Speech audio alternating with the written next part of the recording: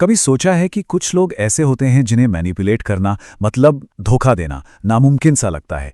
पर क्या हो अगर कोई ऐसा हमला हो जो दिखता ही नहीं और वो ठीक इन्हीं लोगों को निशाना बना रहा हो। आज हम साइकोलॉजिकल मैनिपुलेशन के इसी छुपे हुए और बहुत पावरफुल तरीके के बारे में बात करने वाले हैं। तो सोचिए जरा, जब एक माहिर मैनिपुलेटर का सामना एक ऐसे टारगेट से होता है जिसे भेदना लगभग नामुमकिन है, तब आखिर होता क्या है? ये एक ऐसी लड़ाई है जहां सारे नियम बदल जाते हैं। चलिए इस दिलचस्प मुकाबले की गहराई में उतरते हैं। तो सबसे पहले मिलते हैं उस सबसे मुश्किल टारगेट से जिसे कहते हैं ब्लू पर्सनैलिटी वाला इंसान। ये वो लोग हैं जो किसी भी मैनिपुलेटर के लिए एक मजबूत दीवार की तरह होते हैं। तो आखिर ये ब्लू व्यक्ति होता कौन है? सोचिए, आपके ग्रुप में कोई ऐसा दोस्त है जिसे सालों पुरानी बातें भी शब्द ब शब्द याद रहती हैं। ये वही लोग हैं जो हर छोटी से छोटी डिटेल पर ध्यान देते हैं और किसी भी बात को सच मानने से पहले उसे अच्छी तरह से वेरीफाई जरूर करते हैं।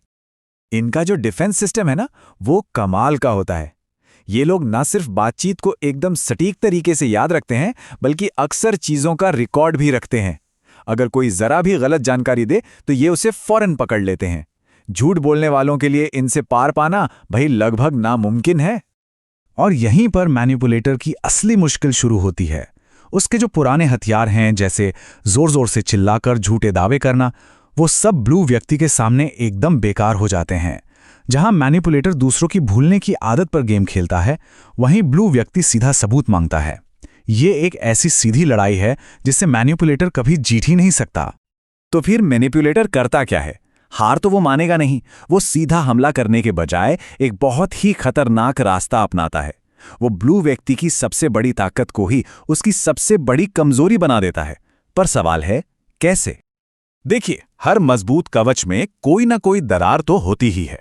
ब्लू व्यक्ति भले ही फैक्ट्स के मामले में चैंपियन हो, लेकिन वो अक्सर फैसले लेने में हिचकिचाते हैं, सामाजिक रूप से थोड़े शांत रहते हैं और कभी-कभी छोटी छोटी डिटेल्स में इतना उलझ जाते हैं कि बड़ी पिक्चर देख ही नहीं पाते। बस यही मैनिपुलेटर को अपना मौका मिल जाता है। और देखिए विडंबना, जो चीज उनकी सबसे बड़ी ताकत है, यानी फैक्ट्स पर उनकी पकड़, वही सोशल सेटिंग्स में एक रुकावट बन जाती है।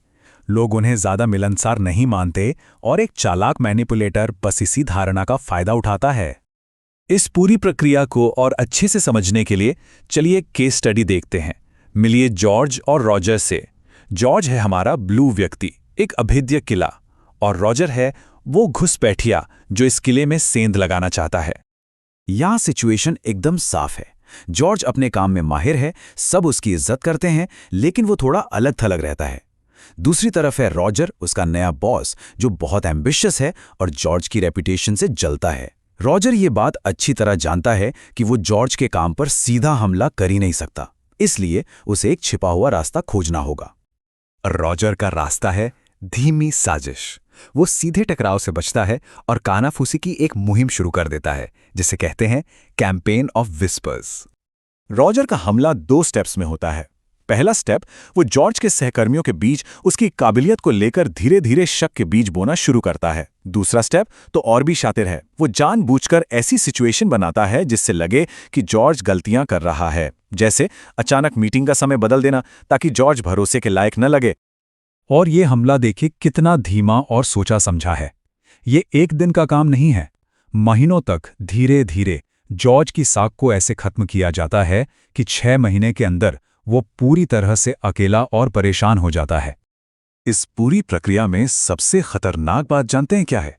ये कि जॉर्ज को पता ही नहीं चलता कि उस पर हमला हो रहा है। उसे बस ये महसूस होता है कि लोग उससे अजीब बर्ताव कर रहे हैं, उसकी इज्जत कम हो रही है, लेकिन उसे इसका कारण समझ नहीं आता। तो इस अनदेखी जंग का नतीजा क्या निकला, और उससे भी ज्यादा जरूरी, हम इससे क्या सीख सकते हैं?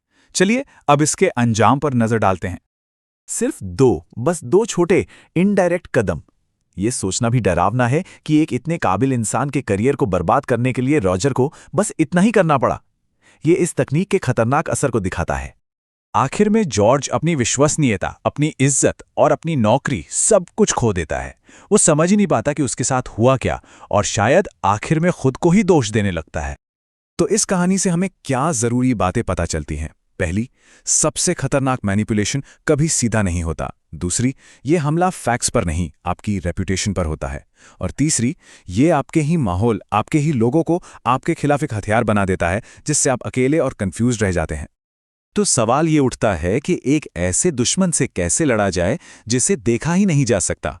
एक ऐसा दुश्मन जो सीधे आप पर नहीं बल्कि आपके आसपास की दुनिया पर हमला कर रहा हो। ये एक ऐसा सवाल है जिसका जवाब हम सभी को खोजना होगा।